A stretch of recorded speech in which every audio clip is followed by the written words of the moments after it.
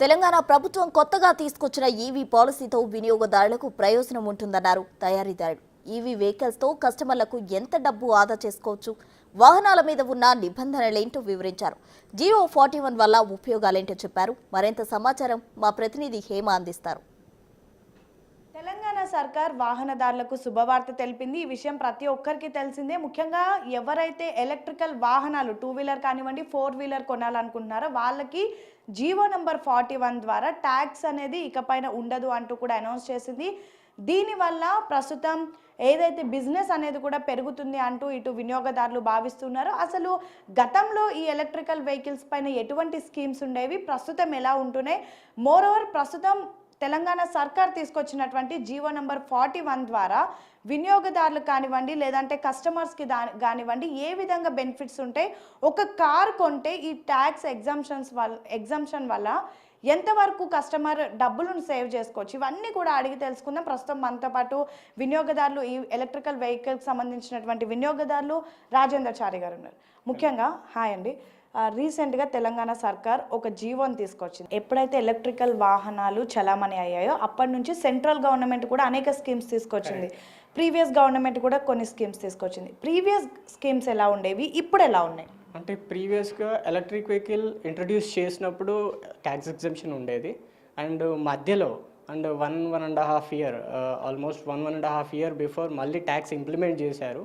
అప్పుడు కొంచెం కస్టమర్స్ తీసుకోవాలంటే ట్యాక్స్ ఇంప్లిమెంట్ అయిన తర్వాత కొంచెం వెనకాడడం జరిగింది. బట్ ఇప్పుడు ప్రతి కార్ మీద, ప్రతి ఎలక్ట్రిక్ కార్ మీద ఎంతో కొంత బెనిఫిట్ వస్తుంది. అంటే ఈవెన్ 2 వీలర్ నుంచి up to 4 wheeler any luxury vehicle వరకు కూడా ల్యాక్స్ ఆఫ్ అమౌంట్ సేవ్ అవుతుంది. The taxation anything.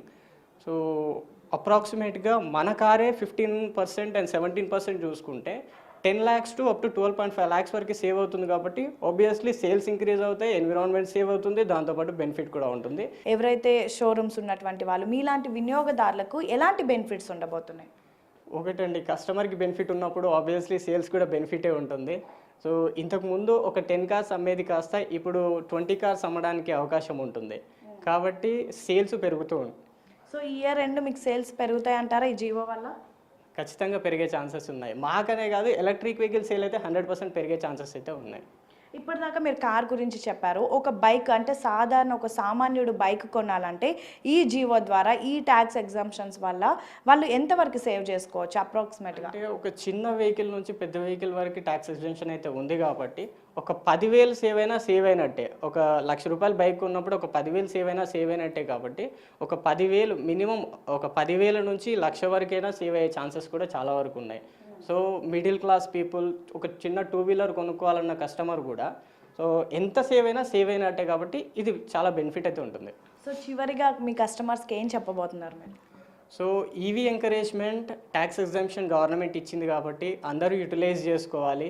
And environment free, ఎవరైతే ఎన్విరాన్మెంట్ లవర్స్ కూడా ఉంటారో ట్యాక్స్ ఎగ్జంప్షన్ ఉంది అంటే అడ్వాంటేజ్ ఉంది. దాంతోపాటు ఎన్విరాన్మెంట్ ఫ్రీ ఉంటుంది అండ్ పొల్యూషన్ బేస్డ్ ఎన్విరాన్మెంట్ ఉంటుంది.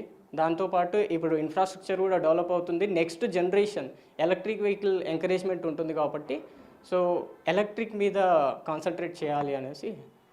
గవర్నమెంట్ తీసుకొచ్చిన ఈ స్కీమ్ని మీరు వెల్కమ్ చేస్తున్నారా, ఈ Gionee? 100% it's a wonderful scheme. And upcoming డేస్లో కూడా కస్టమర్స్ రెస్పాన్స్ కూడా బాగానే ఉంటుంది. యాజ్ ఆఫ్ నో రెస్పాన్స్ కూడా బాగానే ఉంది. అంటే ఇంప్లిమెంట్ చేయకముందు, ఇంప్లిమెంట్ చేసిన తర్వాత. మొత్తానికి నవంబర్ 18, 2024 తెలంగాణ సర్కార్ ఒక జియోని తీసుకొచ్చింది, జియో నంబర్ 41.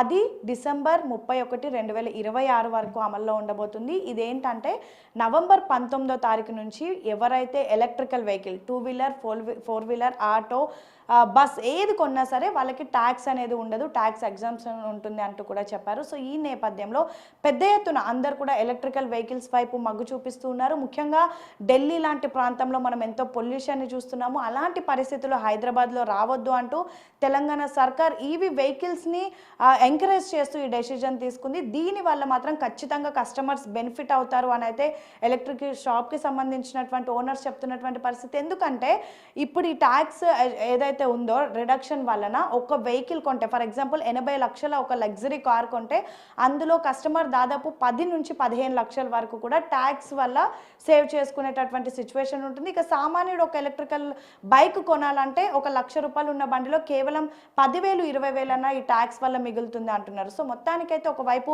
కస్టమర్స్కి ఇది చాలా బెనిఫిట్ ఉంటుంది. అలాగే కస్టమర్స్ వచ్చి వెహికల్స్ తీసుకుంటే మాకు కూడా సేల్స్ పెరుగుతాయి అని అయితే వినియోగదారులు చెప్తున్నటువంటి పరిస్థితి. మొత్తానికైతే తెలంగాణ సర్కార్ తీసుకొచ్చినటువంటి ఎలక్ట్రికల్ వెహికల్ జీవో నంబర్ 41 పైన అయితే ప్రతి ఒక్కరు హర్షం వ్యక్తం చేస్తున్నటువంటి పరిస్థితి. Video journalist Lakshmi.